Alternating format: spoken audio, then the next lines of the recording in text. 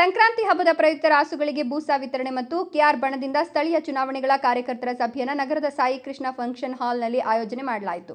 ಇದೇ ಸಂದರ್ಭದಲ್ಲಿ ಸಮಾಜ ಸೇವಕರಾದ ಡಾಕ್ಟರ್ ಕೆಂಪರಾಜು ಮಾತನಾಡಿ, ಮುಂಬರುವ ಸ್ಥಳೀಯ ಚುನಾವಣೆಗಳಲ್ಲಿ ನಮ್ಮ ಕೆಆರ್ ಬಣದ ಅಭ್ಯರ್ಥಿಗಳನ್ನು ಅತಿ ಹೆಚ್ಚು ಸಂಖ್ಯೆಯಲ್ಲಿ ಗೆಲ್ಲಿಸಿಕೊಟ್ಟರೆ ನಿಮ್ಮೆಲ್ಲರ ಪರವಾಗಿ ನಾನು ನಿಮ್ಮ ಸಮಸ್ಯೆಗಳಿಗೆ ಸ್ಪಂದಿಸುವ ಕಾರ್ಯ ಮಾಡಲಾಗುವುದು. ಈಗಿರುವ ಶಾಸಕರು ಚುನಾವಣಾ ಸಂದರ್ಭದಲ್ಲಿ ಕೊಟ್ಟಂತಹ ಆಶ್ವಾಸನೆಗಳನ್ನು ಈಡೇರಿಸಿಲ್ಲ. ಉದಾಹರಣೆಗೆ ರೈತರಿಗೆ ವಿದ್ಯುತ್ ಟ್ರಾನ್ಸ್ಫಾರ್ಮರ್ ಹಾಕಿಸ್ಕೊಡ್ತೇನೆ ಅಂತ ಹೇಳಿದ್ರು, ಅದು ಇನ್ನೂ ಈಡೇರಿಸಿಲ್ಲ ಅಂತ ಪ್ರಶ್ನೆ ಮಾಡಿದ್ರು. ಶಾಸಕರ ಕಡೆ ಸೇರ್ಪಡೆಯಾಗ್ತಿರುವವರು ಗುತ್ತಿಗೆದಾರರು, ಬಿಲ್ಗಳು ಬಾಕಿ ಇರೋರು, ಕಳ್ಳ ಬಿಲ್ಗಳನ್ನು ಮಾಡಿರೋರೇ ಸೇರ್ಪಡೆಯಾಗ್ತಿದ್ದಾರೆ. ಆದುದರಿಂದ ಮುಂದಿನ ದಿನಗಳಲ್ಲಿ ನಿಮ್ಮ ಗ್ರಾಮ ಪಂಚಾಯಿತಿಗಳಲ್ಲಿ ಕೆಆರ್ ಬಣದ ಅಭ್ಯರ್ಥಿಗಳನ್ನು ಬೆಂಬಲಿಸಿ ನಿಮ್ಮ ಸಮಸ್ಯೆಗಳಿಗೆ ನಾನು ಸ್ಪಂದಿಸುತ್ತೇನೆ ಎಂದರು. ಇದೇ ಸಂದರ್ಭದಲ್ಲಿ ಕೆಆರ್ ಬಣದ ಮುಖಂಡರು ಹಾಗೂ ಕಾರ್ಯಕರ್ತರು ಮುಂತಾದವರು ಉಪಸ್ಥಿತರಿದ್ದರು. ಯಾರಿಗೂ ಅನ್ಯಾಯ ಆಗ್ತಿಲ್ಲ, ಅನ್ಯಾಯ ಆಗ್ತಿರೋದು ನಿಮಗೆ. ಅವ್ರು ಯಾರಿಗೂ ಅನ್ಯಾಯ ಆಗ್ತಿಲ್ಲ, ಅವರು ಚೆನ್ನಾಗಿದ್ದಾರೆ. ನಿಜನ ಸುಳ್ಳ? ನಿಜನ ಸುಳ್ಳ? ಇದನ್ನ ಅರ್ಥ ಮಾಡ್ಕೊಳ್ರಿ. ಈಗ ಹೋಗ್ತಾ ಇರೋರು ಕಾಂಟ್ರಾಕ್ಟರ್ಗಳು, ಬಿಲ್ಗಳು ಬ್ಯಾಲೆನ್ಸ್ ಬರ್ಬೇಕಾಗಿರೋರು, ಕಳ್ಳ ಬಿಲ್ಗಳು ಮಾಡ್ಕೊಂಡ್ರು ಸೇರ್ಪಡೆ ಆಗ್ತಾ ಇರೋದು. ನೀವು ಒಂದು ಸ್ವಾಭಿಮಾನ ಬಿಡ್ಬೇಕು. ನೀವು ಜಗಳ ಬಿಡ್ಬೇಕೈ. ನಾವು ನಮ್ಮಲ್ಲಿ ಒಬ್ರು ಯಾರು ನಾವು ತೀರ್ಮಾನ ಮಾಡ್ಕೊಂಡು ನೀನಾಗಪ್ಪ ಮೆಂಬರ್ ಅನ್ಬೇಕು. ಏನಿದೆ, ಇನ್ನ 5 ವರ್ಷ ಮತ್ತೆ ಚುನಾವಣೆ ಬರ್ತದೆ. ಕಾಲ ಇನ್ನ ಬೇಜನಾಗಿದೆ, ಆದ್ರೆ ಟೈಮ್ ಹೋಗ್ತಾ ಇದೆ. ಅದರಿಂದ ಇವತ್ತು ಈ ತಾಲೂಕಿನಲ್ಲಿ ಡಬಲ್ ಇಂಜಿನ್, ಒಂದು ಹಳೆ ಇಂಜಿನ್, ಒಂದು ಹೊಸ ಇಂಜಿನ್. ಖಾತೆ ಮಾಡಬೇಕು, ಏನೋ ದುಡ್ಡು ಕೊಡ್ರೆ ಅಂತ ಕೇಳ್ತಾವ್ರೆ. ಎಷ್ಟು ಕೇಳಿದ್ರು? ಎಷ್ಟು ಕೇಳಿದ್ರು?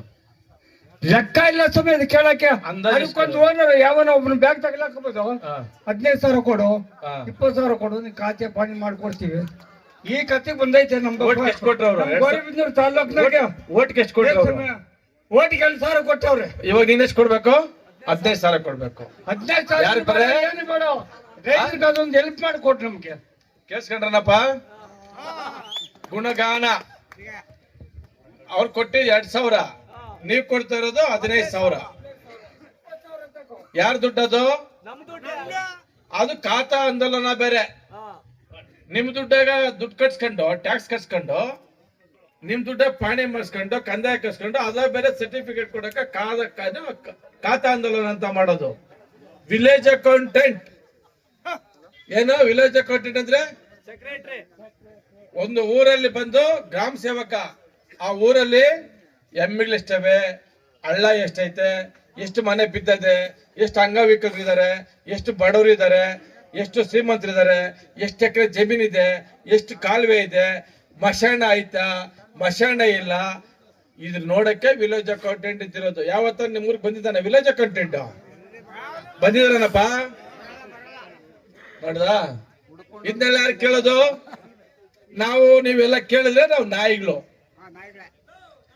ನಾಯಿಗಳು ಅಂತ ನಾವು ಕೇಳಿದ್ರೆ ನಾಯಿಗಳು. ಇದನ್ನೆಲ್ಲ ಕೊಡ್ಸ್ಬಿಟ್ರೆ ನಾವೇ ಕೇಳ್ತೀರಿ? ಕರೆಕ್ಟನಪ್ಪ? ಇದನ್ನೆಲ್ಲ ಕೊಡ್ಸಿ ನಾವು ಕೇಳ್ತೀರಿ? ಇವಾಗ ನಾವು ಹೇಳ್ಕೊಟ್ರೆ ಅಪ್ಪನಿಗೆ, ಯಜಮಾನಪ್ಪನಿಗೆ, ನೋಡ ಯಜಮಾನಪ್ಪನಿಗೆ ಇರೋಷ್ಟು ಬುದ್ಧಿ ನಮ್ಮ ಯುವಕರಿಗಿಲ್ಲ. ಮಾತಾಡ್ಬೇಕು.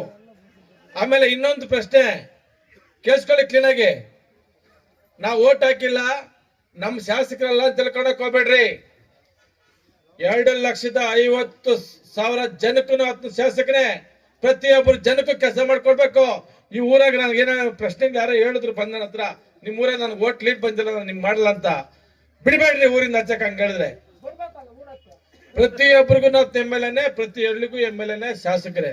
ಕೆಲಸ ಮಾಡಕ್ಕೆ ಸರ್ಕಾರ ದುಡ್ಡು ಕೊಟ್ಟು ಮಡಗಿರೋದು. ಅವ್ರು ಯಾರನ್ನ ಹಂಗೆ ಕೇಳಿದಾಗ ರಿಟರ್ನ್ ಕೇಳಬೇಕು. ನೀವೆಲ್ಲ ಧೈರ್ಯವಂತರಾಗಬೇಕು. ನಿಮ್ ಕೈಲಿ ಕೇಳಕ್ಕಾಗಿಲ್ಲ, ಒಳ್ಳೆ ಗ್ರಾಮ ಪಂಚಾಯತಿ ಮೆಂಬರ್ ಗೆಲ್ಸಿ ನಮ್ ಕೈ ಕೊಡಿ, ನಾವು ಕೇಳಿಸ್ತೀನಿ. ಅರ್ಥ ಆಯ್ತಾ? ಇಷ್ಟು ಹೇಳ್ತಾ, ನಾವೇನಾದ್ರು ತಪ್ಪಾಗಿ ಮಾತಾಡಿದ್ರೆ ಕ್ಷಮೆ ಇರ್ಲಿ. ನಾನೇನೇ ಮಾತಾಡಿದ್ರು ನಿಮ್ ಪರವಾಗಿ, ನಿಮ್ ಭವಿಷ್ಯಕ್ಕಾಗಿ, ನಿಮ್ ಮಕ್ಕಳ ಭವಿಷ್ಯಕ್ಕಾಗಿ, ಪ್ರತಿ ಹಳ್ಳಿ ಬಡವರ ಪರವಾಗಿ